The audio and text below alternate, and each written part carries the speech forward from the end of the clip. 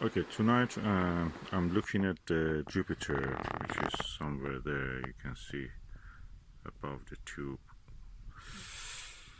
with two 3.5mm eyepieces. This is a Pentax XW 3.5mm, and this is the SkyWatcher 3.5mm. Both of them 70 degrees field of view. This is the shape of the eye lens. Okay, what you want to hear from me? I paid £60, £70 for this, and £249 for this. Which one is better? I think they're both equal, but this one, cheaper one, actually is better. It gives a crisper, sharper view. I see a lot of moderators in this kind of, forums, like Stargazers Lounge and others, recommend this. Now I'm coming to the conclusion, probably there have been recommendations are misleading. I don't know what is in it for them. Probably they receive something in return for promoting something more expensive. I cannot understand. This is inferior to this. Both 70 degrees, both 3.5mm. The price difference is 7 times. This 6 times, yeah, around 6 times. So this is 6 times more expensive, and yet quality of this one is better. What can I say other than that? They maybe are receiving something in return for recommendations. Some may say bribe. I will not use that term.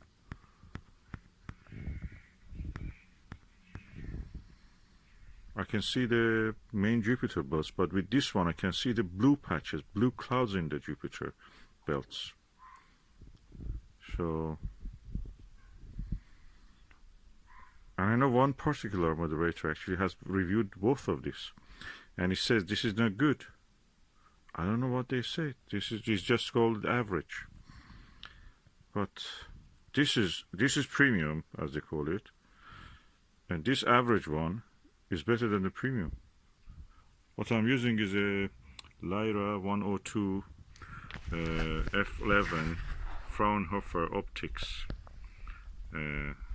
Fraunhofer achromat, and I'm observing the planet Jupiter. It's practically, there is no, because it's a Fraunhofer style long focal length, f11, focal ratio is 11, there is no chromatic aberration, minimal. So there should not really be that different in the quality of the, color representation, sharpness, everything. This is superior. 70, 60 pounds, and that is 249 pounds.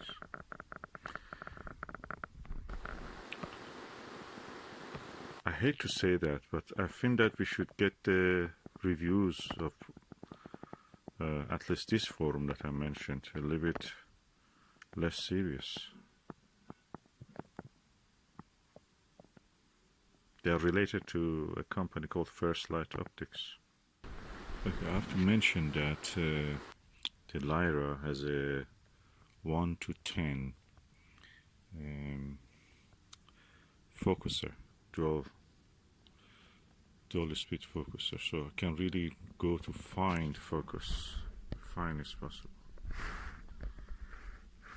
I'm surprised, this one really much better. I spend more time actually observing with this. Can it be they're just bribing the reviewers?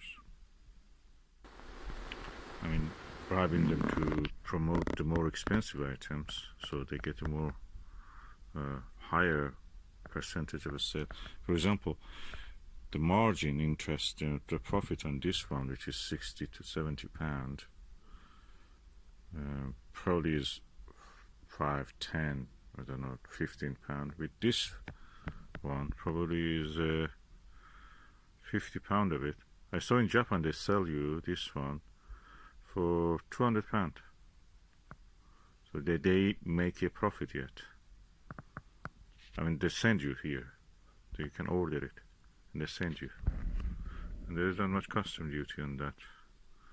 Strange. We have been cheated as if in Britain. It's the most expensive country. Okay, this Lyra telescope, I'm just fascinated by it. It's made in China, and I think the Chinese made this to say that, look, this is what we can do.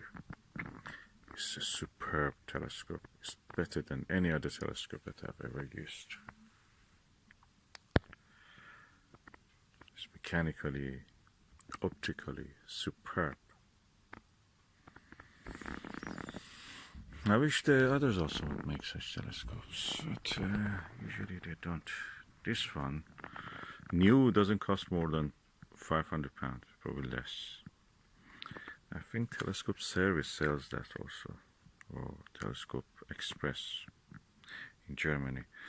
But that is Telescope Service label. This is Lyra version of it. The same telescope, just Lyra, and it has a dual speed cry-forward focus, very sharp, and everything's superb. Everything. You cannot fault this telescope. And it has a retractable dew shield, and the cap also has a central knob that you can actually hold it and just turn it over, tighten it up or remove it. It's really superb telescope. And look at this CNC machined, and the size of the knobs, rings and screws. It's amazing, and the quality of this dovetail. It's cheap.